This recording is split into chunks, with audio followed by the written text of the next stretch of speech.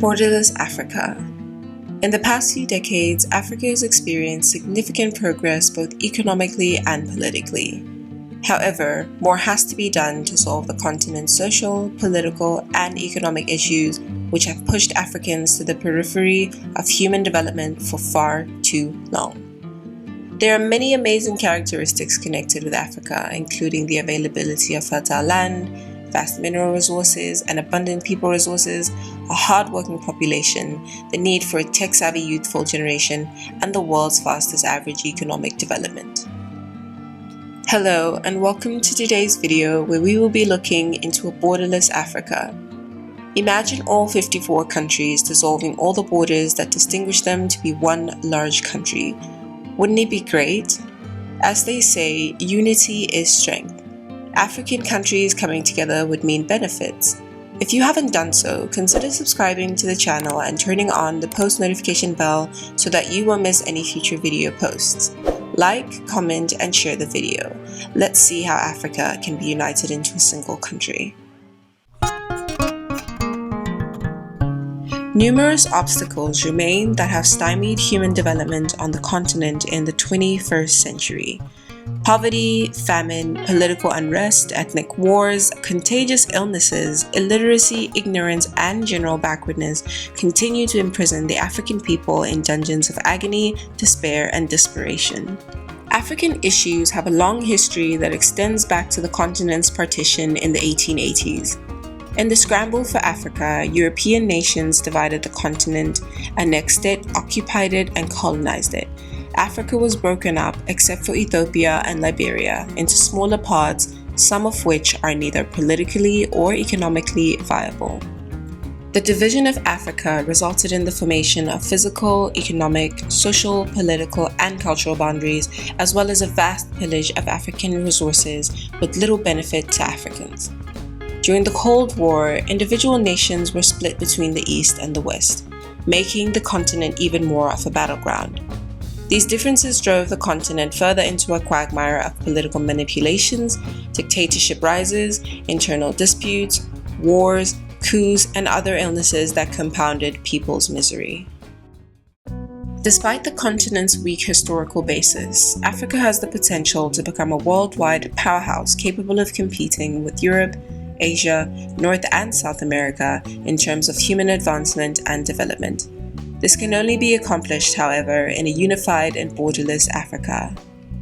The continent's geographical boundaries that separate one country from another should be dissolved as envisioned by the continent's founding fathers, headed by Kwame Nkrumah and Patrice Lumumba, and as shown in the visions of Thomas Sankara and Muammar Gaddafi to establish the United States of Africa. The rising of a sleeping superpower nation will begin with the borderless Africa. The dividing wall should be demolished to allow the free flow of products and persons.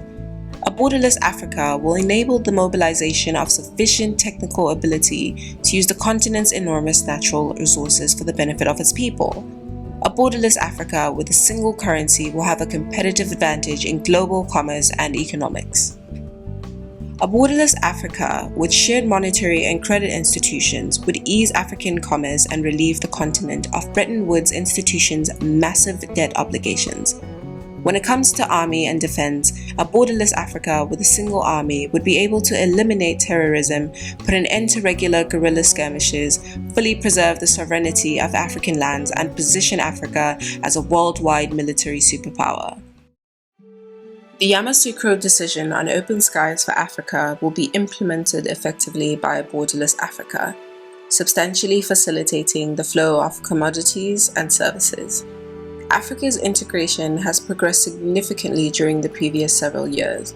Within regional economic communities such as the Economic Community of West African States, ECOWAS, the Common Market for Eastern and Southern Africa, COMESA, the East African Community, EAC, and the South African Development Community, SADC, we are seeing more cooperation. These organizations have increased member nations' commercial relations and developmental strategies. For example, inside the East African Community, a Kenyan does not require a passport to visit Uganda or Rwanda, and vice versa. The citizens of the ECOWAS member nations in West Africa have a common passport, which facilitates the movement of products and services throughout the area. The integration of the whole continent is the next stage that Africa must reach to gain substantial rewards in terms of human development. Rwanda is already on the cutting edge. Citizens of the African Union member states may get a visa on arrival in the nation. Ghana has made success in this area as well. President Dramani Mahama announced the country's new visa on arrival policy for nationals of AU member nations during the country's Independence Day festivities. Kenyan President Uhuru Kenyatta, who was in attendance, underlined his country's commitment to a borderless African continent that would assist enhanced commerce and economic progress. While acknowledging that much has been accomplished, President Kenyatta said that more can be done, citing changes for deeper contact, cultural exchange, larger trade volumes, and better African people's welfare as examples. Africa is on a transforming journey. Although the world media portrays Africans as refugees leaving the continent on boats, the reality on the ground is very different. The continent's economic integration is developing. African Continental Free Trade Agreement (AfCFTA), which was signed in January 2018 and is now being ratified by 27 nations, is a significant development milestone for the continent. Since the signing of the Abuja Treaty in 1991, Africa has taken almost 30 years to get to this point. However, the continent cannot afford to wait another 30 years to turn the AfCFTA's promise into reality. All Africans now have access to a single passport thanks to the African Union. Africa's ability to turn the AfCFTA into a catalyst for structural transformation and prosperity will be essential to its ability to increase economic prosperity for everybody in the continent. While the rest of the globe has sometimes felt trapped by trade conflicts between the world's two biggest economies, the AfCFTA has been operating since July 2019. With 54 African Union countries putting forth far-reaching proposals to break down borders to commence a movement on the continent. The AfCFTA has the potential to stimulate the establishment of powerful regional value chains, which might expand intra-African trade with more alignment and cooperation. The 2019 Economic Development in Africa Report from the United Nations Conference on Trade and Development, UNCTAD. The implementation of the AfCFTA might lead to a reorientation of trade towards the regional market, with large overall welfare benefits, production and job expansions in the long term, according to Made in Africa Rules of Origin for Expanded Intra-Africa Trade.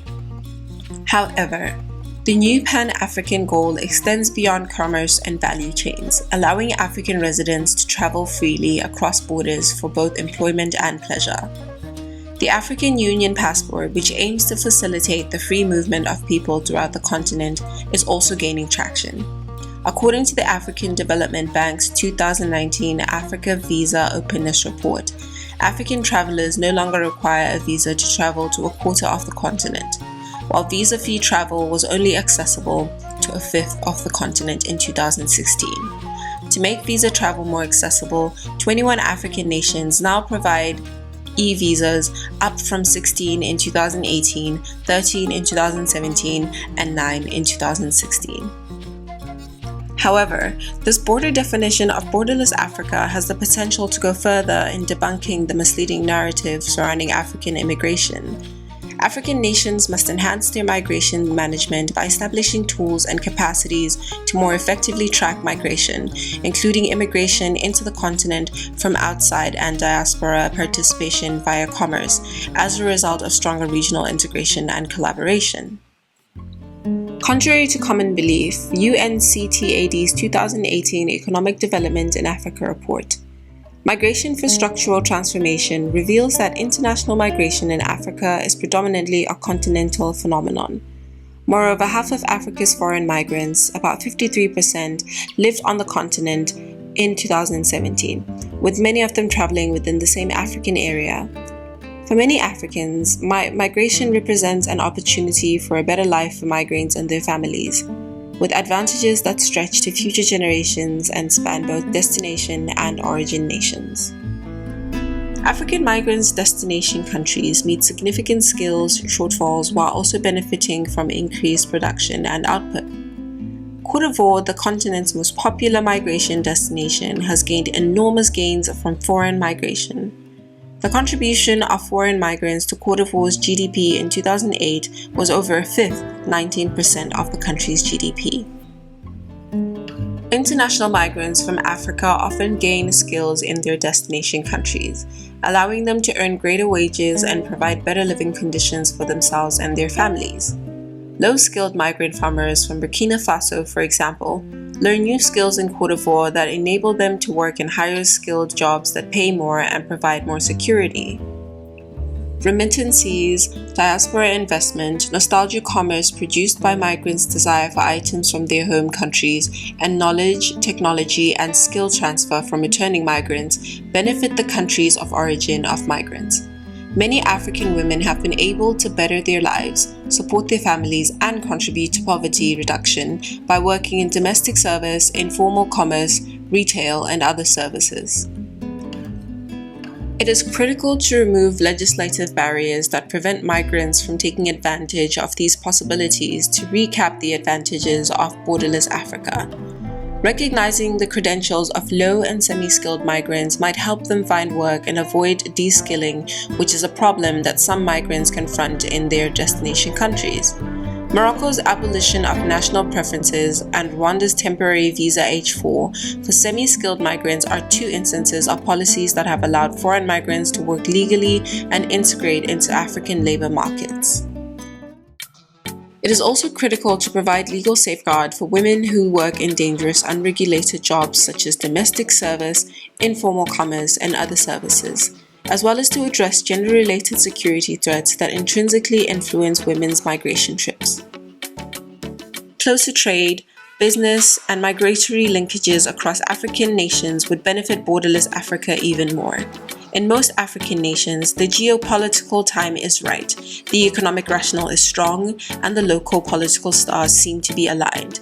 Now is the moment to seize this opportunity for African countries to benefit from this $2.5 trillion potential project, Borderless Africa. Well, that's all we have for you today. Subscribe, like, and don't forget to leave a comment. Until next time, stay safe.